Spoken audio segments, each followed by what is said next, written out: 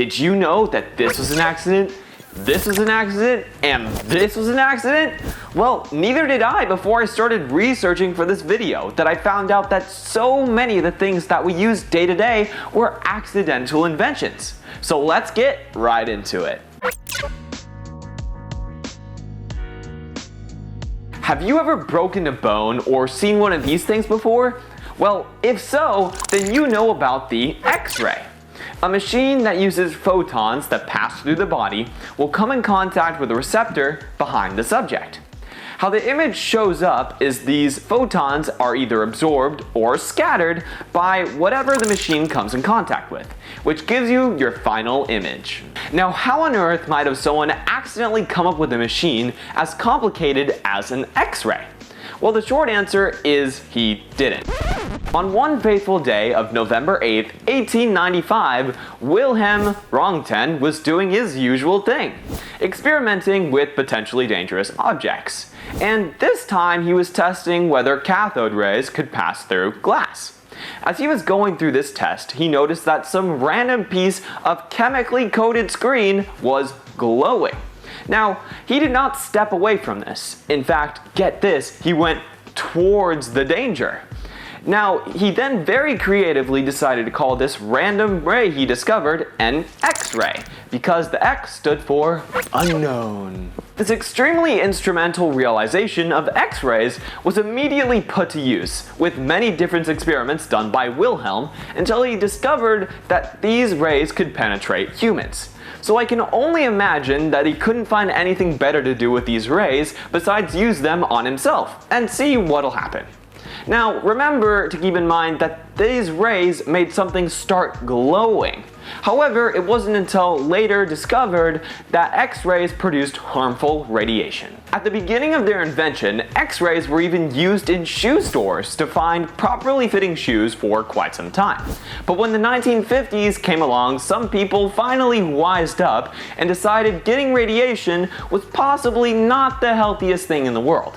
But in the end, X-ray machines helped save countless lives by looking inside of people to fix them right up.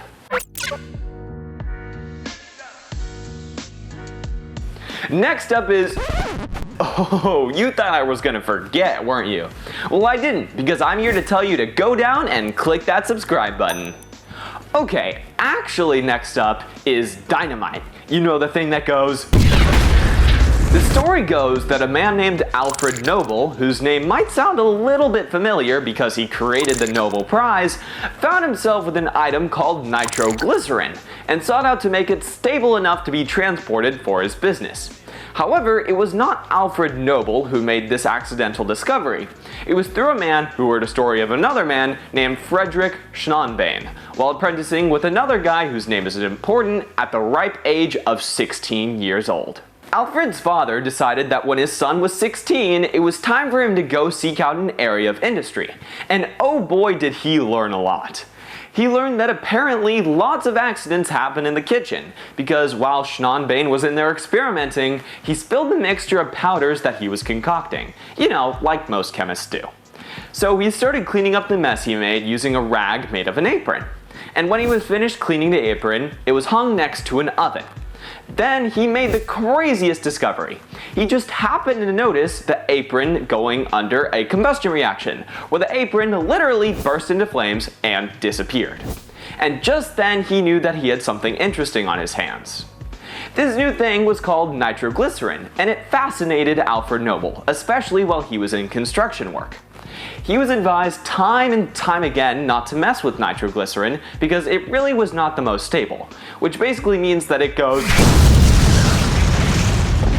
really easily. So he spent some time inventing the detonator along with a blasting cap so that it can make the whole exploding process just a little bit safer, which it still really wasn't. Now, Nobel continued to use his Swedish determination to find a solution to his problem, and with some fossilized algae, he solved it. In 1867, finally Alfred Nobel had a portable exploding device that is still used to this very day to blow stuff up. Last up, we have what I think is the most interesting, penicillin. This is a medication that is used to manage and treat a wide range of bacterial infections, such as scarlet fever, pneumonia, and ear, nose, and throat infections. Now, this is an antibiotic that will go in and will wipe out a whole host of bacteria, both good and bad. Now, this can lead to some problems if you take too much of this antibiotic, which is why if a doctor prescribes you an antibiotic like penicillin, they'll tell you to take it 1 time a day for 2 weeks, and no more than that, so the good bacteria in your gut can come back to its healthy numbers. Now, how is this life-changing broad-spectrum antibiotic discovered? The answer is mold. You know, the same kind of stuff that you'll find growing on your bread or fruit when you leave them out for too long? Well, it's that same kind of stuff. When this guy named Dr. Alexander Fleming came strolling back home after a vacation in 1928, he stumbled upon a petri dish of some staph bacteria. But this wasn't an ordinary petri dish of staph bacteria. Oh no, this was filled to the brim with non-growing bacteria. Dr. Fleming made the discovery that this mold was producing a chemical that was killing the bacteria. Now, I think this is as good as happy accidents get, because after this realization of its medical uses, no longer could a paper cut be potentially deadly when you have the help of antibiotics on your side. Also, as I was doing research on penicillin, I accidentally stumbled upon a website that gives you exact instructions as to how to make your own penicillin at home. So if anybody is extremely interested, if you're so inclined, please refer to the link down below. If you guys really like this video, then make sure to leave a like and comment down below, because there are plenty of interesting accidental discoveries to talk about if you're feeling a part 2. And as always, thank you for watching.